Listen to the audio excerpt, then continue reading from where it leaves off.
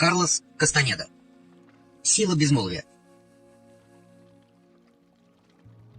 Мои книги — это точный рассказ о методе обучения, применяемом мексиканским индейцем-магом Доном Хуаном Матусом, для того, чтобы помочь мне понять мир магов. В этом смысле мои книги отражают непрерывный продолжающийся процесс, который становился для меня все яснее с течением времени. Необходимы многие годы практики, чтобы научить нас разумному поведению в мире повседневной жизни.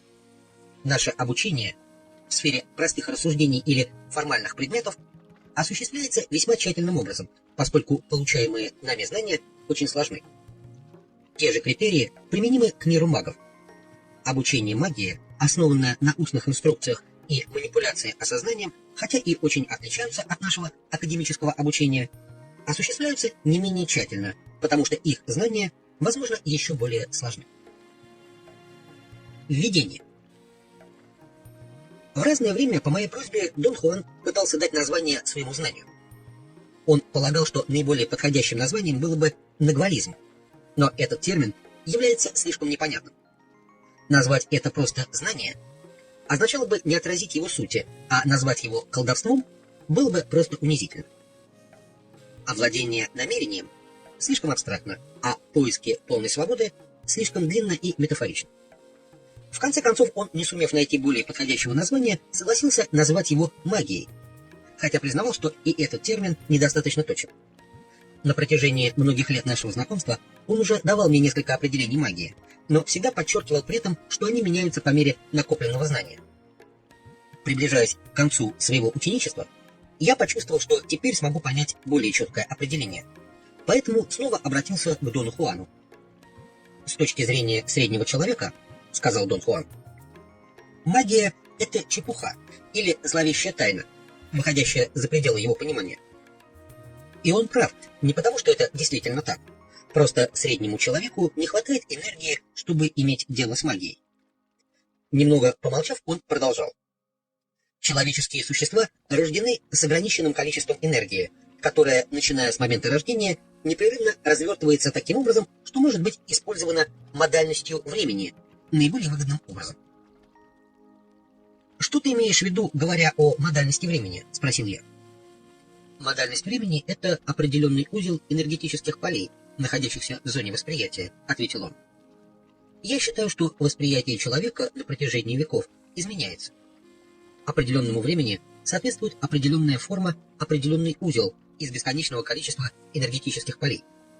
И овладение модальностью времени этими несколькими избранными полями отнимает всю имеющуюся у нас энергию, не оставляя нам возможности использовать какие-нибудь другие энергетические поля». Едва заметным движением бровей он предложил мне подумать над всем этим. «Именно это я имею в виду, когда говорю, что среднему человеку недостает энергии для занятий магией», — продолжал он. «Если он использует лишь ту энергию, что имеется у него в наличии, он не может постичь миры, которые воспринимают маги.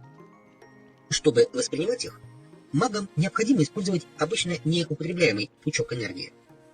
Естественно, обычный человек для восприятия и понимания мира магов должен был бы использовать тот же пучок, которым пользовались они. Однако для него это невозможно, так как вся его энергия уже задействована». Он остановился на минутку, как бы подыскивая нужные слова. «Подумай об этом так. Все это время ты учился не магии, но скорее умению сохранять энергию. И эта энергия даст тебе возможность овладеть некоторыми из энергетических полей, недоступными для тебя сейчас. Вот что такое магия. Умение использовать энергетические поля, которые не участвуют в восприятии известного нам повседневного мира. Магия — это состояние сознания. Магия — это способность воспринимать нечто, недоступное обычному восприятию. Все, через что я тебя провел, — продолжал Дон Хуан, — все, что я показывал тебе, все это было лишь средством убедить тебя, что в мире есть нечто большее, чем мы можем видеть.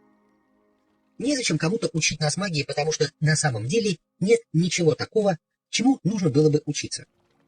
Нам только нужен учитель, который смог бы убедить нас, какая огромная сила имеется на кончиках наших пальцев.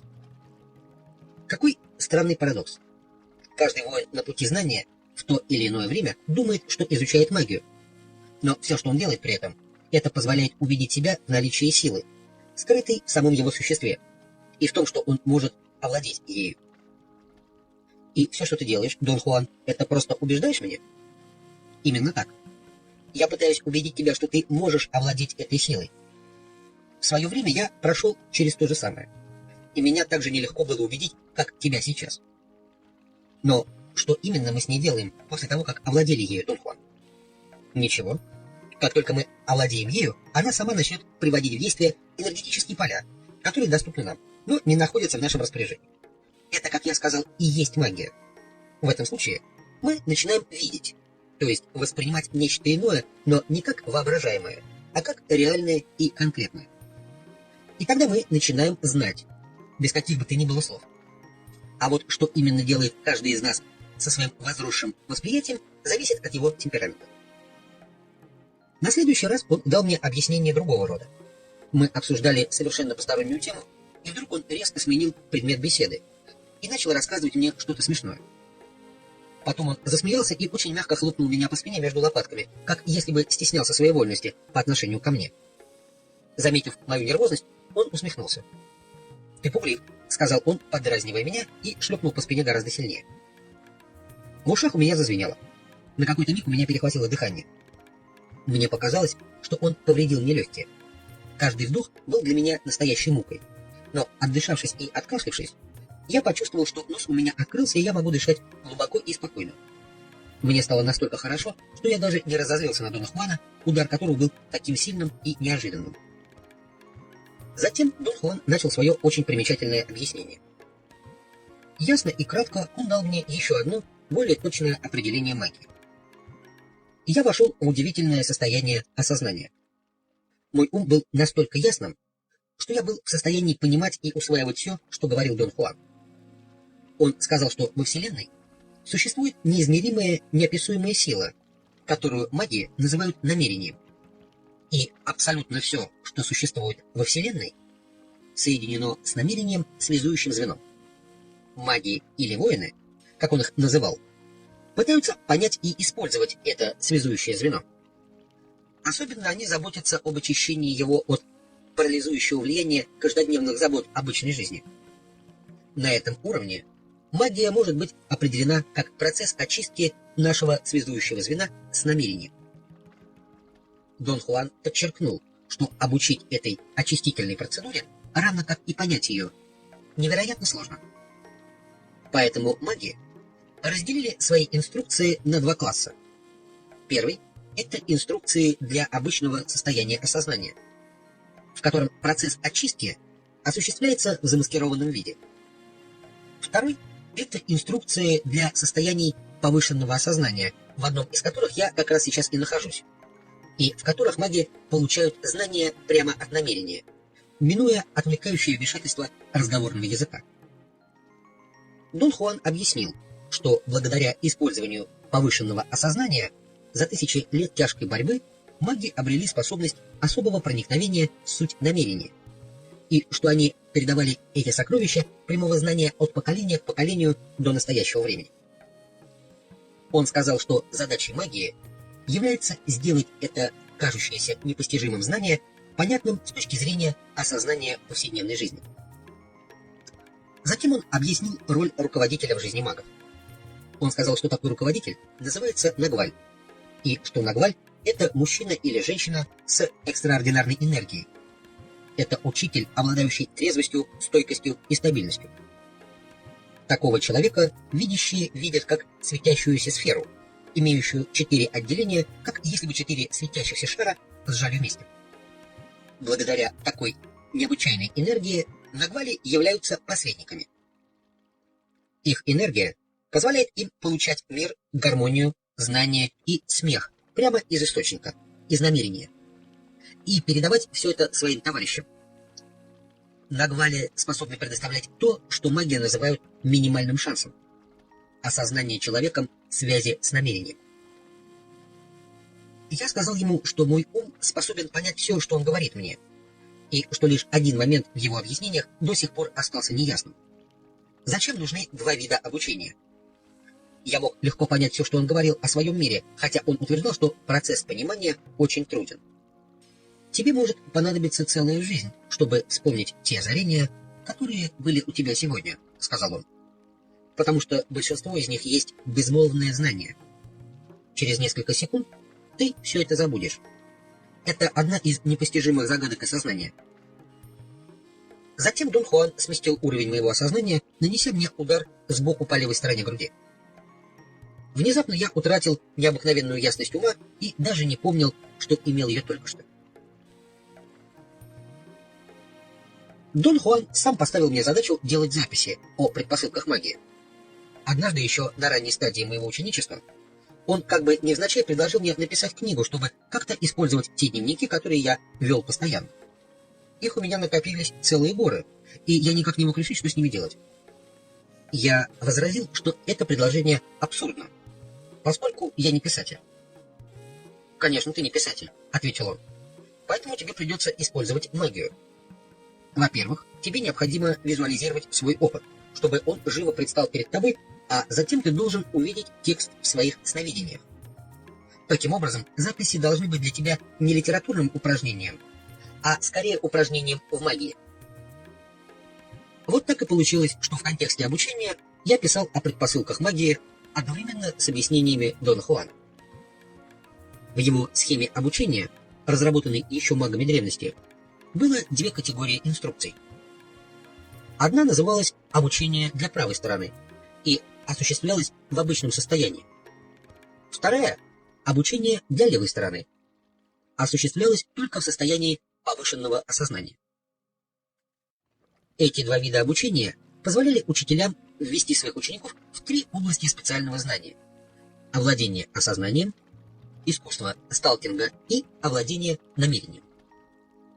Эти три области специального знания являются тремя проблемами, с которыми маг сталкивается в своих поисках знания.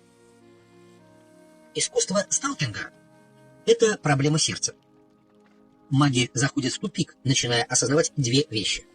Первое заключается в том, что мир предстает перед нами нерушимо объективным и реальным, в силу особенностей нашего осознания и восприятия. И второе. Если задействуются иные особенности восприятия, то представления о мире, которые казались такими объективными и реальными, изменяются. Овладение намерением — это проблема духа, или парадокс абстрактного. Мысли и действия магов выходят за пределы нашего человеческого осознания. Инструкции Дона Хуана в отношении искусства сталкинга и овладения намерением взаимосвязаны с его инструкциями об овладении осознанием, краеугольным камнем его учения, состоящего из следующих основных предпосылок. Первое. Вселенная является бесконечным скоплением энергетических полей, похожих на нити света. Второе. Эти энергетические поля, называемые эманациями орла, излучаются из источника непостижимых размеров, метафорически называемого орлом. Третье. Человеческие существа также состоят из несчетного количества таких же нитеподобных энергетических полей. Эти эманации орла образуют подобные гигантским светящимся яйцам замкнутые скопления, которые проявляются как шары света, размером с человеческое тело с руками, выступающими по бокам. Четвертое. Только небольшая группа энергетических полей внутри этого светящегося шара освещена точкой интенсивной яркости, расположенной на поверхности шара. Пятое. Восприятие имеет место, когда энергетические поля из этой небольшой группы, непосредственно окружающие точку яркого сияния, распространяют свой свет и освещают идентичные энергетические поля вне шара. Поскольку воспринимаются только те поля, которые озарены точкой яркого сияния, эта точка называется точкой, где собирается восприятие, или просто точкой сборки. Шестое. Точка сборки может быть сдвинута со своего положения на поверхности светящегося шара в другие места на поверхности или внутри шара. Поскольку свечение точки сборки может озарить все энергетические поля, с которыми она приходит в контакт, она немедленно высвечивает новые энергетические поля, делая их восприимчивыми. Это восприятие известно как видение. 7. Когда точка сборки смещается, становится возможным восприятие совершенно иного мира, такого же объективного и реального, как и тот, который мы воспринимаем обычно. Маги отправляются в тот другой мир, чтобы получить силу, энергию, решение общих и частных проблем или для встречи лицом к лицу с невообразимым. 8. Намерение – это проникающая сила, которая дает нам возможность восприятия. Мы осознаем не благодаря восприятию, скорее мы воспринимаем в результате давления и вмешательства намерения. 9. Целью магов является достижение полного осознания для того, чтобы овладеть всеми возможностями, доступными человеку. Это состояние осознания предполагает даже совершенно иной способ ухода из жизни. Частью обучения овладения осознанием является практическое знание. На этом практическом уровне Дон Хуан обучал меня и другим действиям, необходимым для сдвига точки сборки. Древние маги-видящие открыли две большие системы для достижения этого. Сновидение как контроль и способ использования снов, и сталкинг, контроль поведения. Сдвиг точки сборки – это важное действие, которому должен научиться каждый маг. Некоторые из них, догвали, должны научиться выполнять его еще и для других. Они способны выводить точку сборки из ее обычного положения, нанося непосредственно по ней сильный удар. Этот удар, который ощущается как толчок по правой лопатке, хотя непосредственно тело никогда не касаются, приводит к состоянию повышенного осознания. Согласно традиции, Дон Хуан излагал ученику наиболее важную и драматическую часть своего учения, исключительно в таких его состояниях повышенного осознания. Эта часть содержала инструкции для левой стороны. В связи с необычным качеством этих состояний, Дон Хуан требовал, чтобы я ни с кем не обсуждал их до тех пор, пока мы с ним полностью не закончим обучение по схеме магов. Принять такое требование было нетрудно. В этих уникальных состояниях мои возможности к пониманию инструкций невероятно возрастали. Но в то же время способность описывать или даже запоминать их исчезла совсем. Находясь в таких состояниях, я мог действовать четко и уверенно, но не был способен ничего о них вспомнить, когда возвращался к нормальному состоянию. Мне потребовались годы, чтобы обрести возможность совершить критический перевод опыта своего повышенного осознания в область обычной памяти. Мой разум и здравый смысл задержали наступление этого момента, потому что они лицом к лицу столкнулись с абсурдной, непостижимой реальностью повышенного осознания и прямого знания. В течение ряда лет следствием этого было нарушение системы моих знаний, что вынуждало меня избегать данной темы, не думая о ней. Все, что я написал о своем ученичестве в магии до сих пор, является изложением того, как Дон Хуан обучал меня овладению осознанием. Однако до сих пор я еще не описывал искусство сталкинга и овладение намерением. Дон Хуан учил меня их принципам и применению с помощью двух своих сотрудников, мага по имени Висенте Медрано и еще одного мага, которого звали Сильвио Мануэль. К сожалению, практически все, чему я у них научился, до сих пор остается неясным для меня, скрытым в том, что Дон Хуан называл лабиринтами повышенного осознания. Вплоть до самого последнего времени совершенно невозможным для меня было писать или даже думать последовательно об искусстве сталкинга или овладении намерением. Моей ошибкой было то, что я рассматривал их как предметы, доступные для нормальной памяти или воспоминания. Таковыми они и являются, но в то же время это не так. Чтобы разрешить это противоречие, я не обсуждал эти темы прямо. Это было практически невозможно. Но косвенно я уже касался их. Я имею в виду заключительную часть учения Дона Хуана. Рассказ о магах прошлого. Он рассказывал эти истории, чтобы пояснить смысл того, что он называл абстрактными ядрами своих уроков. Однако я был не в состоянии уловить суть этих абстрактных ядер, несмотря на его исчерпывающие объяснения. Теперь-то я знаю, что эти объяснения предназначались скорее для того, чтобы сделать мой ум более открытым, чем для действительно рационального понимания чего бы то ни было. Его манера говорить заставляла меня много лет подряд думать, что его объяснения касательно абстрактных ядер были сродни академическим рассуждениям, и все, что я был способен делать при таких обстоятельствах, это принимать его объяснения как данность. Они стали частью моего молчаливого приятия его учения, но оценить их полностью я не мог, что существенно влияло на понимание этих историй. Дон Хуан описал 3 серии, в каждой из которых было по 6 абстрактных ядер, расположенных по принципу возрастания трудности. В данной книге я рассматриваю первую серию, которая состоит из следующих принципов. Первое — проявление духа. Второе — толчок духа. Третье — уловки духа. Четвертое — нисхождение духа. Пятое — требование намерения. Шестое — управление намерением.